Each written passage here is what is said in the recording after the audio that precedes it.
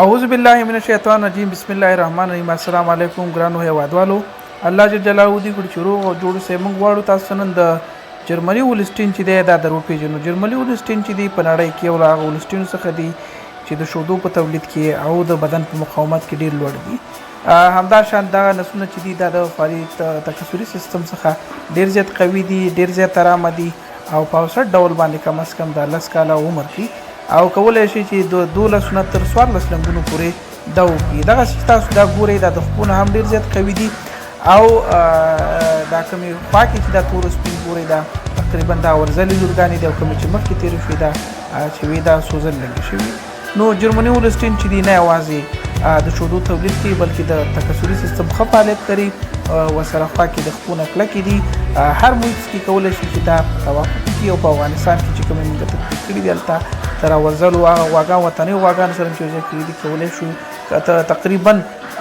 تر 40 کیلو پورې چې دی په اول ځل ترې ترلاسه کړي او همدا شان که چېرته دا تاسو د دویم ځل دپاره تطبیق کوي کولی شي چې یعنې په دویم نسل کې کولی شي چې تر 40 او 15 کیلو پورې شیدې ترلاسه کوي او که چېرته بیا هماغه د 40 کیلو غوا واخلئ او بیا د جرمنیو سره تطبیق کوي نو کولی شي تر 15 کیلو پورې شیدې وکړي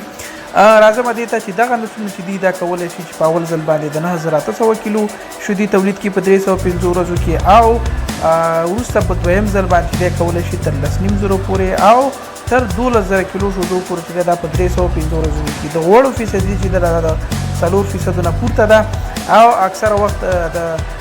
شودو هغه کم کوالټي چې دا هغه نسبتا د نورو په نسبت باندې ښه ده دغه نسل چې دی د غولانځې په التهاب باندې ډېر زیات کم وړي او مقاومت چې دی دا ډېر زیات دی همدا شان دغه نسل چې دی دا ډېر لږ خوراک کوي د لږ خوراک په نتیجه کې چې دی ډېر زیات شوده کوي یعنې دا د مصرف د خوراکي چې دی دا نسبتا لږ دی ولسټین نسلونه تقریبا خوی نه ارامه دي او دیو په فارم کې چې دی ډېر زیات مشکلات نه جوړوي تاسو کولی شئ دا نسل په دې خپله ارامتیا باندې چې دی هم ستاسو مدیریت چې دا په اسانه کړي نو که غواړئ چې خپل نسلونه د جرمنیو